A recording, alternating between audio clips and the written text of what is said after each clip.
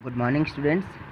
प्रश्न तनाव के चैप्टर में अपन डिस्कस कर रहे हैं कि प्रश्न तनाव के कारण से जो चेंजेस आते हैं उनके क्या फिनोमेना है और उस पर बेस्ड कुछ न्यूमेरिकल या सवाल।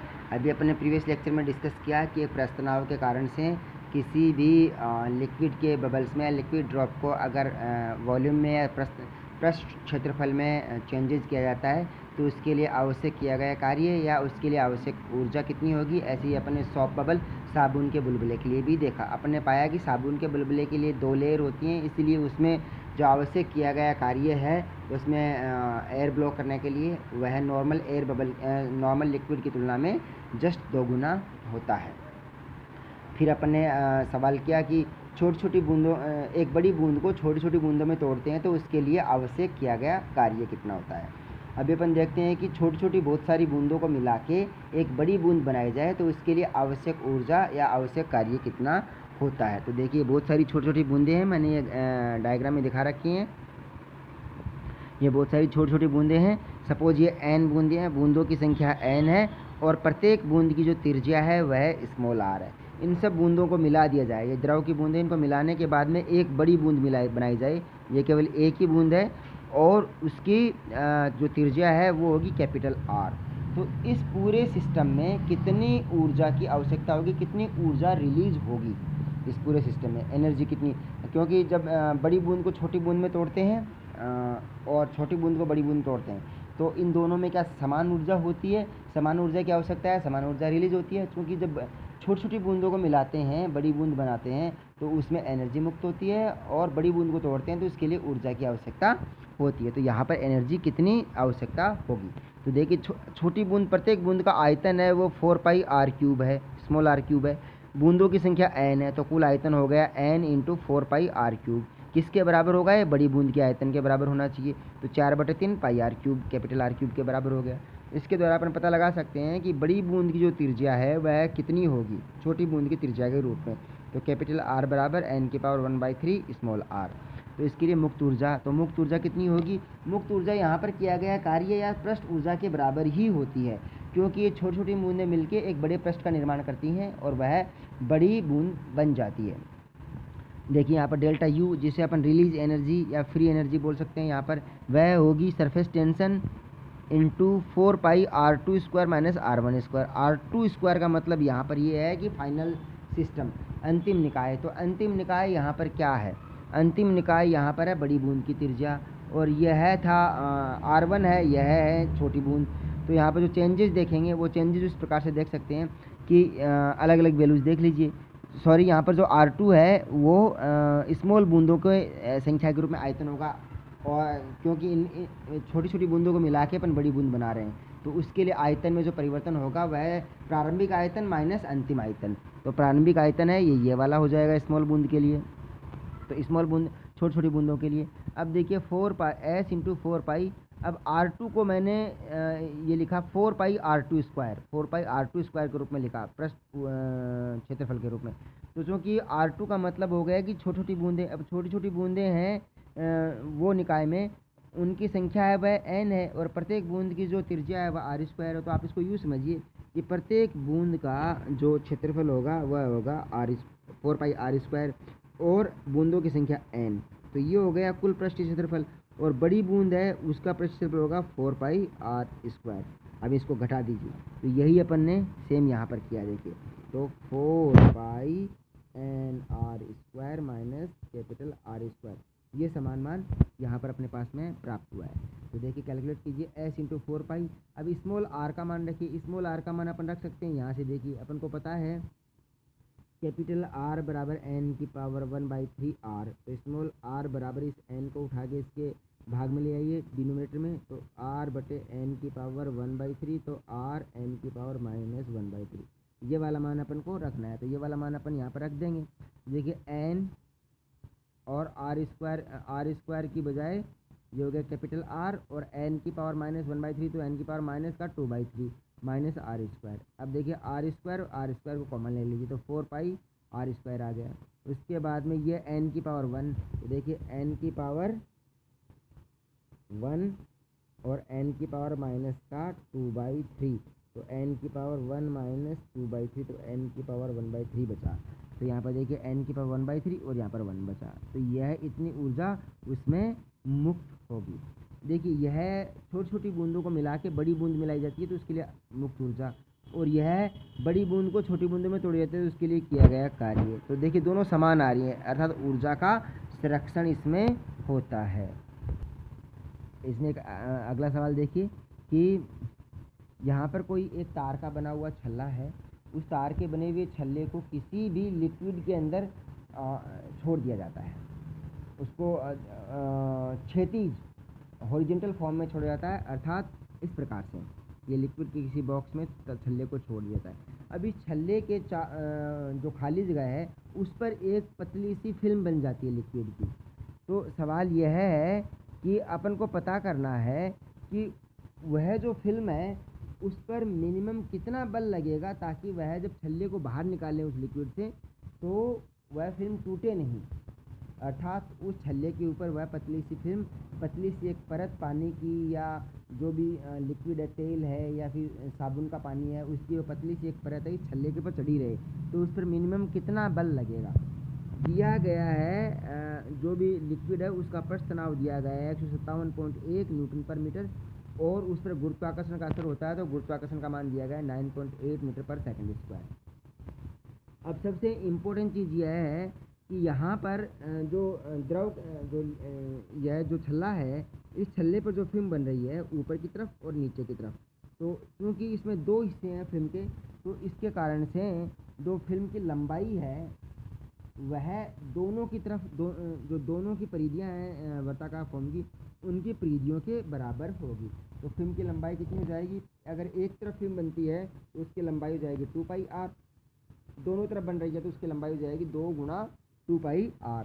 तो इसकी जो लंबाई हो गई है 2 × 2πr, क्योंकि r का मान दिया गया है, जो त्रिज्या है उसका मान दिया गया है 3 × 10⁻² मीटर, जो छल्ले की त्रिज्या है उसका मान दिया गया है। ओके, तो अब देखिए r का मान रख दीजिए, r का मान रखने के बाद में वैल्यू आएगी अपनी 4π × r, और 4π में अगर ये मान रखेंगे 3 का मान तो 12 हो जाएगा, 12π × 10⁻² मीटर। ओके, लंबाई का मान ये हो गया अपने पास में। अब उस सिस्टम के लिए जो भी अपना छल्ले पर जो पतली सी फिल्म बनी है वह टूटे नहीं, इसके लिए रिक्वायर्ड मिनिमम फोर्स कितना होगा, तो जो फोर्स है वह अपन पता लगा सकते हैं अगर पृष्ठ तनाव पता हो तो, क्योंकि पृष्ठ तनाव अपन को पता है, पृष्ठ तनाव को S या T मानते हैं, तो S मानो या T मानो एक ही बात है। Okay, no problem. तो वह कितना होता है, बल बटे लंबाई, तो यहाँ से अपन को लंबाई को मल्टीप्लाई कर दूँ तो Ft × L बराबर F के बराबर हो जाएगा। तो यहाँ पर देखिए F बराबर T × L, तो जो फिल्म की लंबाई है वह अपन को प्राप्त है, और T या पृष्ठ तनाव है वह दिया गया है। इसको मल्टीप्लाई करेंगे आपस में तो T का मान 157.1 है, और 0.1 रख दीजिए, कोई दिक्कत नहीं है, और जो लंबाई है वह 12π × 10⁻², पाई का मान 3.14 रख सकते हैं यहाँ पर। तो जो कैलकुलेशन करने पर आंसर आएगा वह आ जाएगा 5.92 × 10⁻² न्यूटन, अर्थात मिनिमम इतना बल उस पर लगेगा ताकि वह टूटे नहीं। अभी इस पर बेस्ड एक अच्छा और इम्पोर्टेंट सवाल है जो कई बार एग्जाम में काफ़ी अच्छे अंकों के साथ में पूछा जाता है, एज ए न्यूमेरिकली पूछते हैं और कई बार एज ए डेरिवेशन भी इसको पूछते हैं। इसमें सवाल यह है कि साबुन का पानी है, उसके दो बुलबुले हैं, साबुन के पानी के दो बुलबुले हैं अलग अलग त्रिज्या के, अर्थात अलग अलग आकार के। पहला जो बुलबुला है उसकी त्रिज्या है R1, दूसरा जो बुलबुला है साबुन के पानी का उसकी त्रिज्या है R2। उन दोनों सोप बबल्स को, साबुन के पानी के बबल्स को मिला दिया जाए तो एक बड़ा बबल्स या बड़ा बुलबुला बन जाता है जिसकी त्रिज्या है कैपिटल R। अब चूंकि इनके जो प्रारंभिक आयतन है वो और इसका जो फाइनल आयतन है वो, इनका जो अंतर है वो दे रखा है कैपिटल V, इनके जो पृष्ठ क्षेत्रफल है वो और इसका जो पृष्ठ क्षेत्रफल है, इनका जो अंतर है उसका मान दे रखा है S, अर्थात आयतन में परिवर्तन है कैपिटल V, और पृष्ठ क्षेत्रफल, ये पृष्ठ है, पृष्ठ क्षेत्रफल में जो अंतर है वह हो जाएगा S। तो सिद्ध करना है कि 4PV + 4ST बराबर 0 होता है, ये अपन को प्रूव करना है, यहाँ पर इस बात का ध्यान रखिए। ओके, अब देखिए आयतन में, अब इम्पोर्टेंट चीज़ क्या है यहाँ पर, जो v है वह आयतन में परिवर्तन है, और यहाँ पर जो कैपिटल S है, कैपिटल S है, वह माना गया है पृष्ठ क्षेत्रफल में अंतर। यहाँ पर S को अपन ने सरफेस टेंशन नहीं माना, सरफेस टेंशन तो T है, ओके।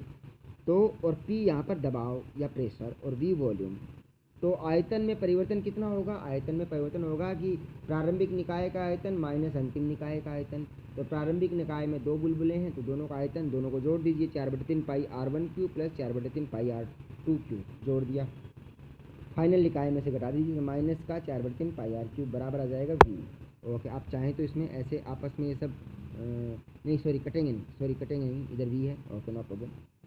ऐसे ही पृष्ठ क्षेत्रफल, ये काटना नहीं है, पृष्ठ क्षेत्रफल है वह 4 पाई R1 प्लस 4 पाई R2 minus 4 pi capital R का स्क्वायर, ये पृष्ठ क्षेत्रफल हो गया है।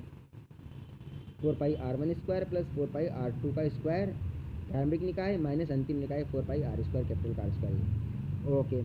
अब जो एनर्जी कंजर्वेशन है वो क्या होगा?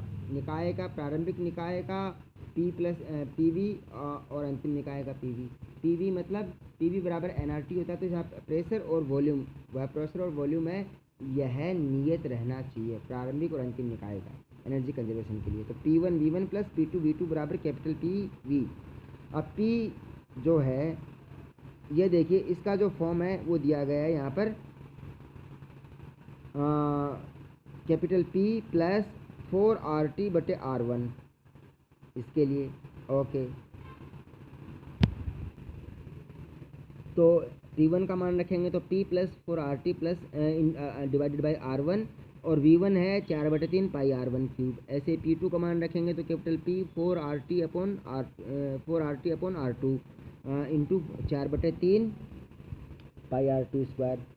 कैपिटल P का मान रखेंगे तो P plus 4T upon capital R 4/3 पाई R क्यूब। ये पूरा मान है। P1 का मान ये है, P2 का मान ये है, और कैपिटल P का मान ये है। V1 का मान ये है, V2 का मान ये है, और कैपिटल V का मान ये है। अभी पूरे सिस्टम को कैलकुलेट करेंगे,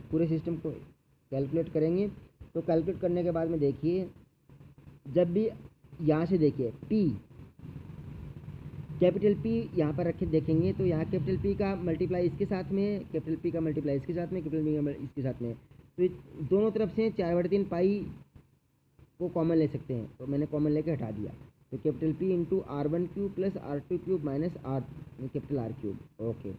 उसके बाद में मैंने R1 से R ये कैंसिल हुआ तो ये R1 का स्क्वायर बचा, यहाँ R2 से कैंसिल हुआ तो R2 का स्क्वायर बचा, कैपिटल R से कैंसिल हुआ तो R का स्क्वायर बचा, और यहाँ पर 4 को मैंने सब तरफ से हटा दिया है, सब सारे 4 हटा दिए हैं। तो इसके बाद में जो वैल्यू आएगी वो 4T R1 square plus R2 square minus R square बराबर 0। इस पूरे इक्वेशन को अगर मैं सॉल्व करता हूँ, ध्यान रखिए कि ये 4 पाई को हटा दिया गया है सबसे कॉमन लेके। अब देखिए इसको अपन को डिजायरेबल कंडीशन में लेके आना है। तो ये क्या है? ये आयतन वाली टर्म है क्योंकि R क्यूब है, और ये स्क्वायर वाली टर्म है। T दिया गया है और यहाँ 4T दिया गया, तो 4T दिया गया है, तो इसको अपन चेंज कर सकते हैं। अगर मैं यहाँ पर दोनों तरफ पाई का मल्टीप्लाई कर दूँ तो कोई दिक्कत नहीं है। ये सॉरी 0 है, यहाँ पर दोनों तरफ मैंने पाई का मल्टीप्लाई कर दिया तो पाई बन गया। अब इसको मैं क्या करूँगा, 4 पाई से और मल्टीप्लाई, इसको 4 पाई से मल्टीप्लाई कर दूँगा। 4 पाई से मल्टीप्लाई करने का मतलब ये है कि एक तो आ जाएगा इसके एरिया में, और एक इससे जो फिगर है ये पॉइंट मिल जाएगा, और 3 का ऊपर नीचे गुणा कर दिया। तो 3 का ऊपर नीचे गुणा करने के बाद में ये देखिए, ये सॉरी या 3 लिख रखा है, ये 3 देखिए रहा। तो ये हो गया 4/3 पाई R1 cube plus R2 cube minus R cube. ये 4 पाई R1 square R2 square minus R square. तो P 3P, और ये हो गया 3P के बाद में आयतन में अंतर, तो ये V आ गया, ओके। ये V आ गया आयतन में अंतर, और ये हो गया 4। यहाँ पर देखिए एक इम्पोर्टेंट बात ये और है कि जब यहाँ पर 4 लगाया था तो यहाँ पर एक 4 और आएगा, यहाँ पर इस पर एक 4 और आएगा, एक 4 और आएगा इसके साथ में, एक तो 4 था ही। तो ये 4 पाई R1 square R2 square minus R square, ये तो बन गया एरिया में परिवर्तन, और ये 4T है। तो 4T और ये वाला 4 पाई R1 square R2 square minus R square वाला मान S को देगा, तो 4 RTS। तो 3PV प्लस 4 RTS बराबर 0। किसी भी सॉफ्ट बबल के लिए अपन ये लिख सकते हैं। Thank you.